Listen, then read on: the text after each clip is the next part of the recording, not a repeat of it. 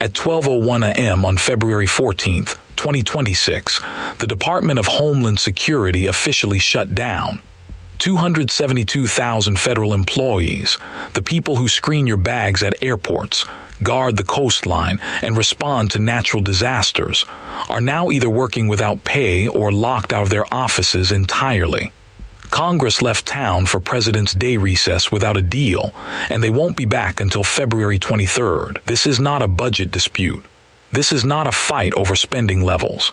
This shutdown was triggered by something that has never happened before: federal immigration agents killing 2 American citizens on American soil within 17 days of each other.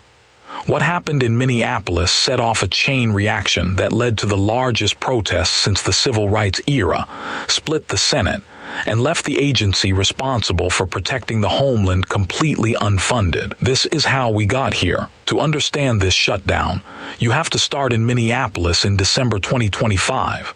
The Department of Homeland Security announced what it called Operation Metro Surge, an immigration enforcement operation targeting the Minneapolis-St. Paul metro area.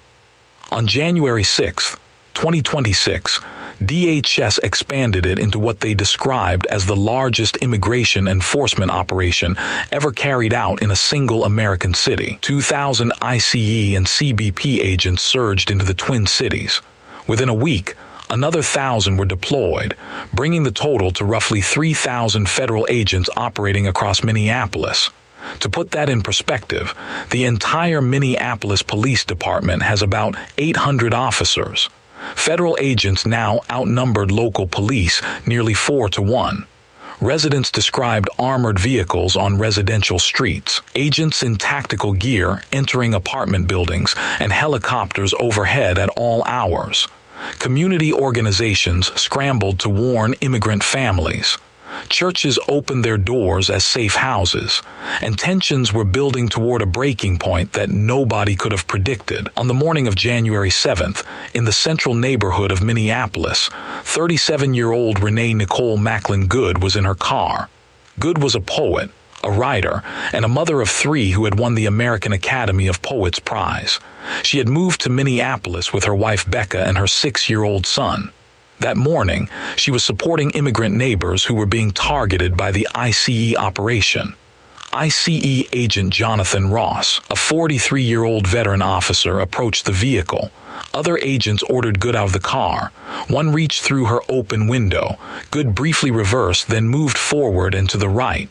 Agent Ross, standing at the front left of the vehicle, opened fire as the car turned away from him. Renee Good was shot 3 times and grazed a 4th. She was hit in the chest, the forearm, and the head. She died at the scene. Within 2 hours, DHS released a statement calling it an act of domestic terrorism. President Trump called Good very violent and very radical. Vice President Vance called her brainwashed and a victim of left-wing ideology, but bystander video told a different story. The footage showed that Agent Ross was standing out of the vehicle's path when he opened fire.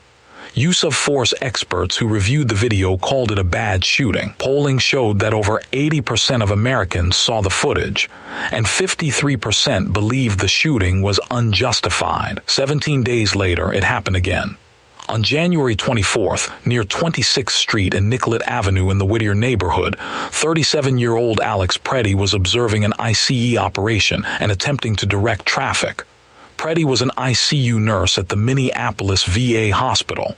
He had grown up in Green Bay, Wisconsin, was an Eagle Scout, and had sung in the Green Bay Boy Choir. He dedicated his life to caring for veterans. When CBP agents attempted to enter a donut shop pursuing someone, Pretti was across the street. Officers pepper sprayed him. Then an agent yelled, "He's got a gun." Approximately 5 seconds later, 2 officers discharged their weapons. Bystander video went viral within hours. It showed Pretti holding only a phone in his hand before officers tackled him. At least 6 officers pinned him face down on the ground and shot him in the back. The video captured approximately 10 shots. A separate video showed an officer removing a gun from Pretti's waistband after the shooting. DHS Secretary Kristi Noem called it domestic terrorism and claimed Pretti was attacking officers and brandishing a weapon. Deputy Chief of Staff Stephen Miller called him a would-be assassin. But NPR reported that an internal CBP preliminary assessment made no mention of Pretti attacking officers or threatening them with a weapon. The CBP commissioner himself stated that no one under his command provided information that led to Secretary Noam's characterization. His parents said simply, "Alex wanted to make a difference in this world." What happened next was unprecedented. On January 30th, protests erupted across the country. Organizers estimated 50,000 people gathered in Minneapolis alone. Protests spread to over 40 cities including New York, Chicago, Los Angeles, Seattle, and Washington. The following day, a coalition including the 5501 movement and the Women's March organized over 300 ICE out of everywhere protests nationwide. Federal agents used tear gas and pepper spray against Minneapolis protesters. Public schools were canceled.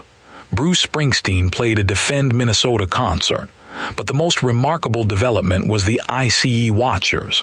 Over 34,000 Minnesotans signed up with activist groups to be trained as ICE observers. An organization called Defend the 612, founded just weeks earlier on December 1st, built over 150 neighborhood signal chat groups across the state. Volunteers tracked federal agents by vehicle and on foot, shared locations and license plates in real time, used whistles and car horns as early warning systems, and filmed every interaction. At universities, the Sanctuary Campus movement exploded. Students at the University of Minnesota chained themselves to buildings. Columbia University arrested 12 protesters. 700 students marched at UC Santa Barbara. The movement had gone far beyond Minneapolis. It had become a national crisis. The protests created enormous pressure on Congress. On January 26th, Senate Democrats announced they would vote against DHS funding unless immigration enforcement reforms were attached. Their demands included body cameras for all ICE and CBP agents, a ban on officers hiding their identities with masks, standardized uniforms with visible ID, judicial warrants before entering private property, restrictions on roving patrols, tighter use of force standards, and an end to racial profiling. Republicans pushed back. They argued the mask ban would make it easier to dox federal officers. They wanted crackdowns on sanctuary cities as a counter-demand. On January 30th, the Senate passed 5 spending bills plus a 2-week DHS stopgap by a vote of 71 to 29. That bought time through February 14th. But the final deal never came. On February 12th, the Senate held a vote to advance full-year DHS funding. It failed 52 to 47, 8 votes short of the 60 needed to overcome a filibuster. Only one Democrat crossed the aisle. Senator John Fetterman of Pennsylvania argued the shutdown would have zero impact on ICE functionality because ICE already had $75 billion in separate funding. He warned that the real victims would be TSA workers, Coast Guard families, and FEMA responders, but his own party didn't follow him. Senator Lindsey Graham added chaos by briefly blocking the broader funding package over unrelated concerns about phone records from the Jack Smith probe. Congress left town without a deal. The clock ran out at midnight on February 14th. So what does a DHS shutdown actually look like? Of the department's 272,000 employees, about 22,000 are furloughed, meaning they cannot work at all. The remaining 250,000 are classified as essential. They must keep showing up. They just don't get paid. TSA has 61,000 employees screening passengers at over 430 commercial airports. 95% of them are essential. They are at work right now, this weekend, on President's Day weekend, one of the busiest travel periods of the year, without a paycheck. During the 43-day shutdown in 2025, TSA workers reported sleeping in their cars, selling blood plasma, and taking second jobs just to survive. Attrition spiked 25%. The Coast Guard's 56,000 personnel face the same uncertainty. Their acting vice commandant said shutdowns cripple morale. FEMA has 22,000 employees, and 84% are essential. But if a major disaster hits during this shutdown, their response capacity is severely degraded. Then there's CISA, the Cybersecurity and Infrastructure Security Agency. They've already lost a third of their workforce under recent cuts. Now their 24/7 cybersecurity monitoring is suspended except for immediate life safety threats. The travel industry is panicking. Airlines for America, the U.S. Travel Association, and the hotel industry have issued joint warnings about disruptions to spring break travel and preparation for the 2026 FIFA World Cup this June. Here is the part that makes this shutdown truly bizarre. The agency at the center of this entire crisis, ICE, is completely unaffected.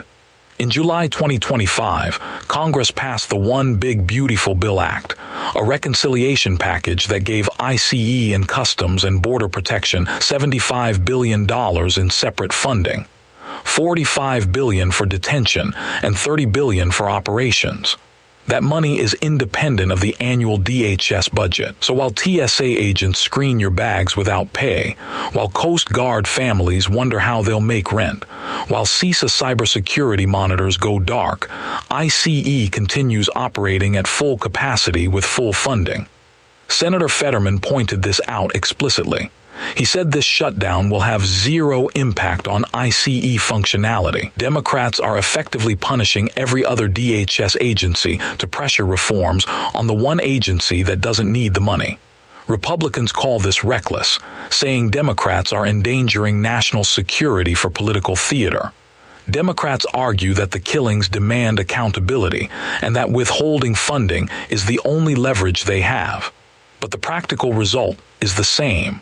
The people who had nothing to do with what happened in Minneapolis are the ones paying the price. Since Trump returned to office, ICE has opened fire at least 17 times, killing 4 people and injuring 8. 2025 was the deadliest year in ICE detention in over 20 years with 32 deaths. The daily detention population increased 78% year over year. None of that changes because of this shutdown. Congress is on recess until February 23rd.